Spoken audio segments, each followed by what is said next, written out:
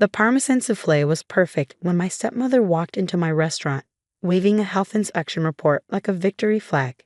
In 15 years of cooking, I'd never made a better souffle. It was a work of art, floating on its plate like a golden cloud.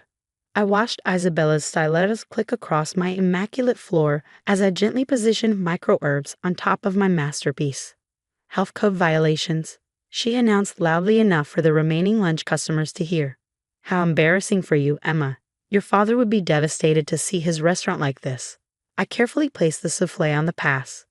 Table 7, Jean, I said to my server, then turned to face the woman who'd spent the last year trying to destroy everything I'd built. What can I help you with, Isabella? We're preparing for dinner service. She slapped the health inspection report on my pristine counter, her red lips curved in a triumphant smile.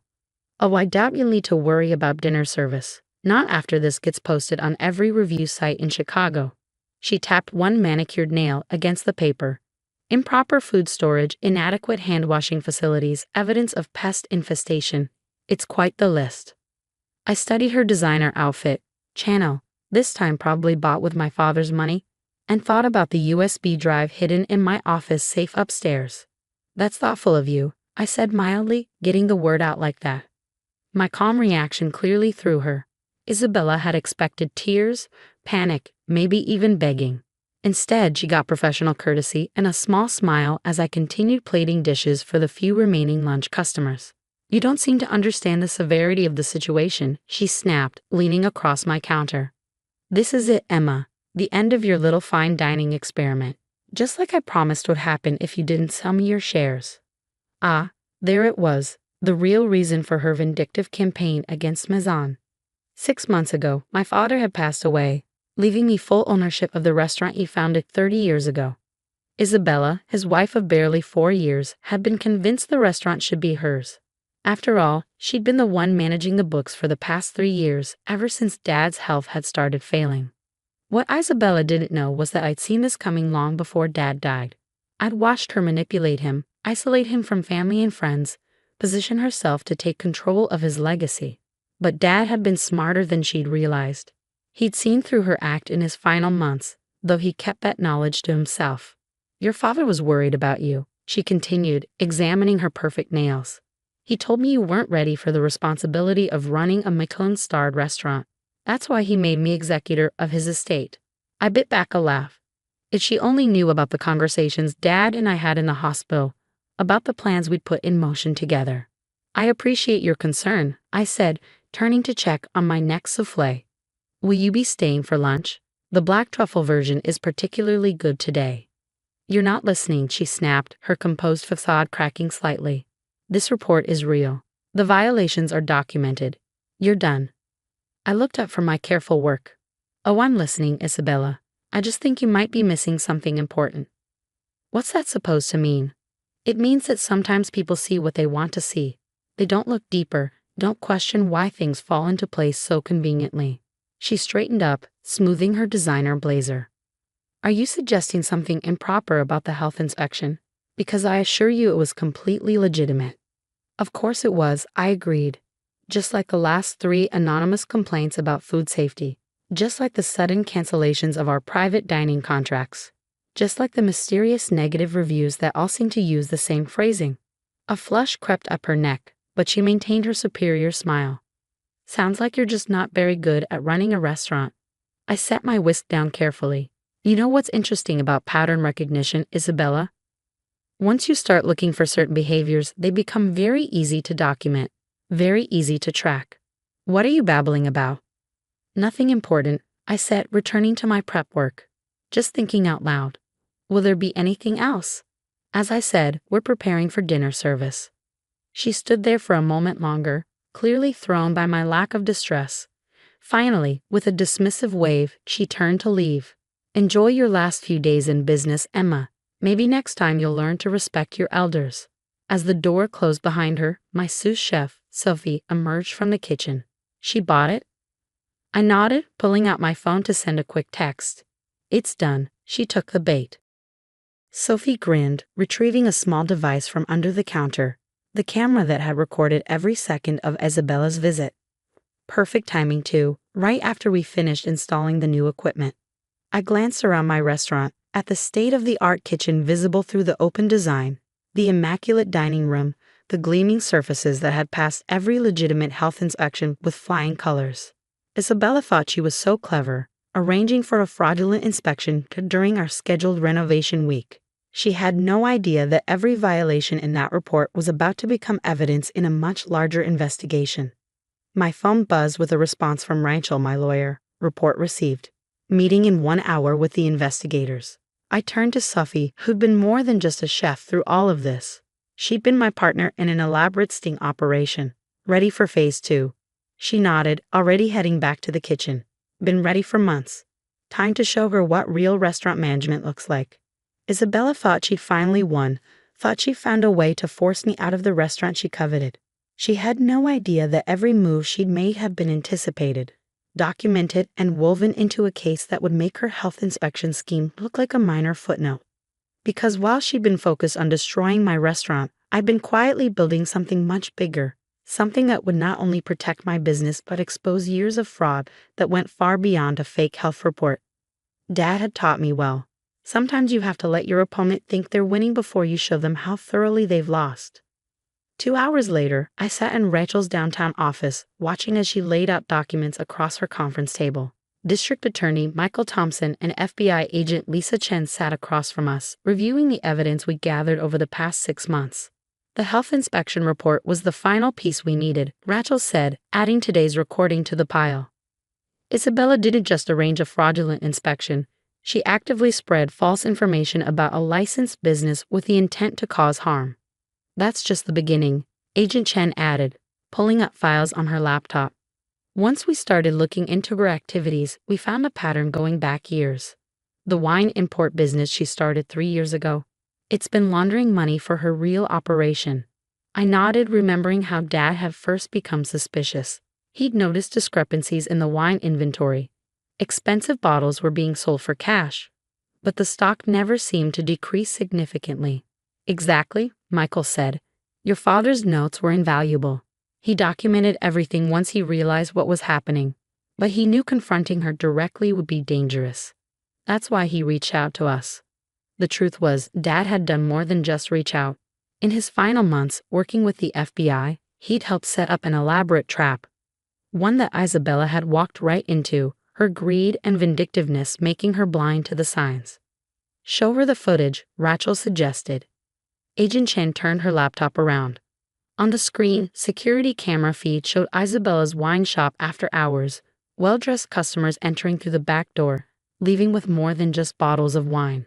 The cash transactions, the coded conversations, all of it carefully recorded. We've identified connections to 3 different smuggling operations, Agent Chen explained.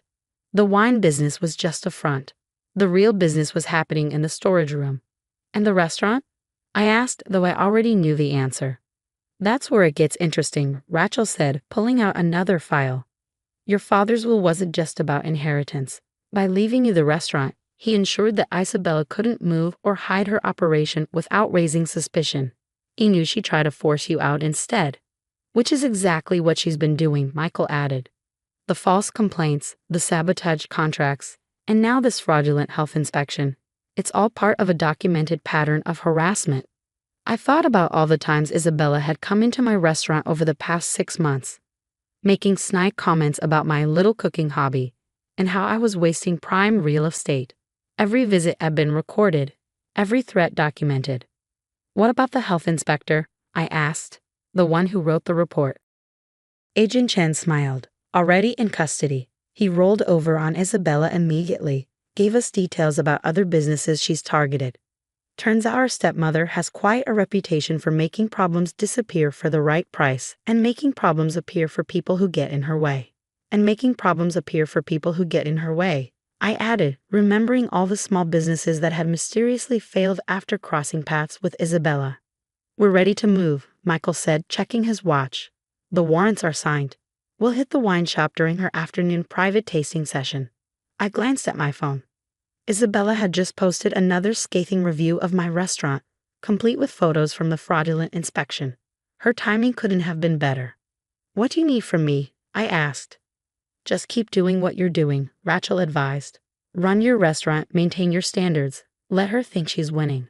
And maybe, Agent Chen added with a slight smile, be ready with your phone camera at around 3:00 p.m. Something tells me it's going to be an interesting afternoon in the restaurant district. I returned to Mazan just as the lunch rush was ending. Sophie had everything running smoothly, our regular customers seemingly unaffected by Isabella's online smear campaign. How'd the meeting go? She asked as I tied on my apron. Everything's set, I replied. They're moving in at 3. She nodded, understanding the significance. The new security cameras are all working. We'll have a perfect view of the wine shop's front entrance. I checked my watch, 2 hours to go. Through the restaurant's front windows, I could see Isabella in her shop, arranging wine displays with her usual meticulous attention to detail. She had no idea that her carefully constructed facade was about to crumble. At exactly 2:45 p.m., 3 expensive cars pulled up outside the wine shop. Right on schedule, Isabella's special customers arriving for their private tasting session. I watched as they were ushered inside, the closed for private event sign appearing in the window. Sophie and I busied ourselves with prep work, though both of us kept glancing at the clock. At 2:55, unmarked vehicles began quietly positioning themselves around the block. At 2:59, I received a text from Agent Chen, showtime. The raid was both swift and methodical. FBI agents emerged from seemingly nowhere, converging on the wine shop from all directions. Through our security cameras, we watched as Isabella's carefully maintained composure shattered.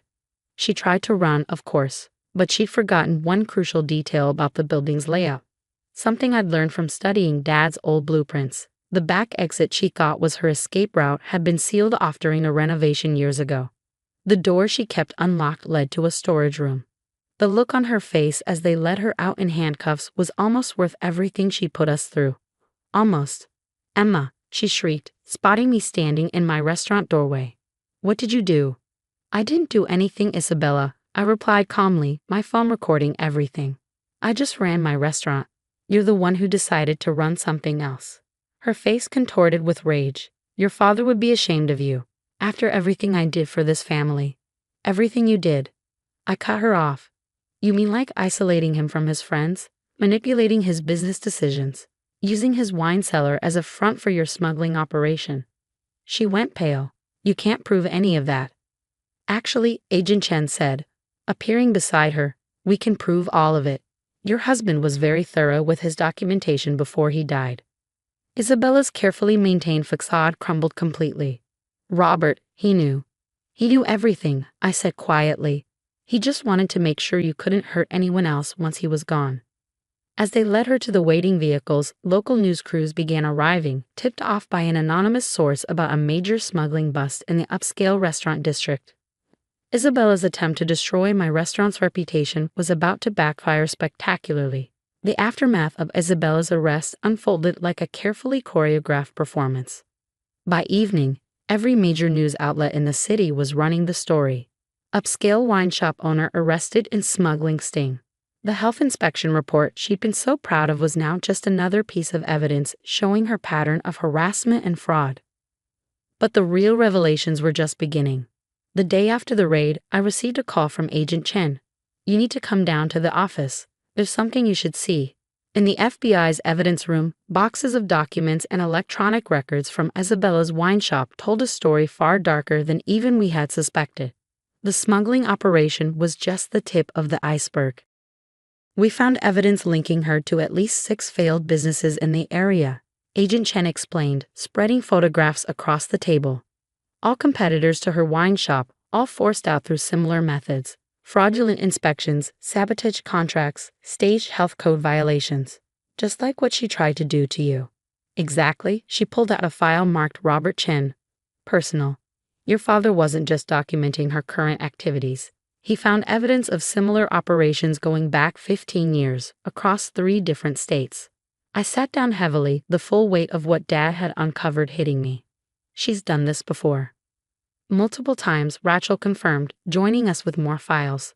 She'd marry successful restaurateurs or wine merchants, isolate them from family and friends, then use their resources and connections to expand her operation. When they became suspicious or threatened to expose her, She trailed off, but I understood the implication. Dad's illness, I said slowly. It wasn't natural, was it? Agent Chang shook her head slowly. We're having his medical records reviewed. The symptoms he experienced in his final months are consistent with long-term poisoning. The room seemed to spin. I'd suspected Isabella was dangerous, but this was beyond anything we'd imagined. We found this in her private safe, Rachel said gently, sliding a small notebook across the table. Your father's handwriting. He documented everything. Every suspicious transaction, every unexplained illness, every strange coincidence. He knew what was happening to him, but he needed to make sure she couldn't hurt anyone else. I opened the notebook with trembling hands, recognizing Dad's precise script. If you're reading this, Emma, it means everything went according to plan. Isabella thinks she's smarter than everyone else. That's her weakness. She never considered that her target might be playing her instead. The restaurant, the wine cellar, the inheritance, it was all part of the trap. I knew she couldn't resist trying to take it from you, knew she'd use the same methods she's used before. I'm sorry I couldn't tell you everything while I was alive. It would have put you in danger, but I taught you what you needed to know: patience, observation, the importance of keeping perfect records. Take care of the restaurant. It's more than just a business. It's proof that good things can grow in places where bad things once flourished. Love, Dad. In the days that followed, Isabella's empire crumbled completely. The investigation uncovered connections to organized crime, smuggling operations across multiple states, and evidence linking her to the suspicious deaths of 2 previous husbands. The wine shop's inventory was seized, the expensive wines revealed as counterfeits used to justify inflated cash transactions. Even her designer lifestyle was fake. The expensive cars were leased, the jewelry was cubic zirconia. The high society connections were all similarly compromised people involved in her schemes. Meanwhile, Mazam thrived. The publicity from Isabella's arrest brought curious customers who stayed for the food and atmosphere. Sophie's innovative menu and our impeccable service standards earned us legitimate recognition, including a second Michelin star. 6 months later, 1 year after Isabella's arrest, I received a letter from the Federal Correctional Facility. Inside was a single sheet of paper with Isabella's elegant handwriting. You were more like your father than I realized. You both saw the long game. I could only see the next move. The prosecutors are offering me a deal in exchange for information about my past operations. Before I tell them everything, I wanted you to know, Robert was different. He saw through me in a way no one else had. That's why I had to. Well, you know what I had to do. But he outsmarted me anyway. He taught you the most important lesson in both cooking and life: patience. The willingness to wait for ingredients to reach their peak, for flavors to develop, for the perfect moment to serve the dish. I underestimated both of you. I placed the letter in Rachel's case file, then turned to watch my kitchen through the office window. The dinner service was in full swing, Sophie expertly leading our team as they created beautiful dish after beautiful dish. The wine cellar that had once housed Isabella's illegal operation now stored a legitimate, world-class wine collection. The space rang with honest laughter and the sounds of genuine commerce. Dad would have loved this, I thought, not just the restaurant's success, but what it represented: the triumph of patience over greed, of careful planning over quick schemes, of truth over deception. That evening, as I worked the line alongside my team, a customer asked about the restaurant's name. Why Maison? Why not something more modern? I smiled, thinking of Dad, of all he taught me, of the legacy he protected. Because a house built on a solid foundation can weather any storm, I replied, plating another perfect soufflé. And sometimes, the best revenge isn't about getting even. It's about building something your enemies never thought possible, right where they tried to destroy you.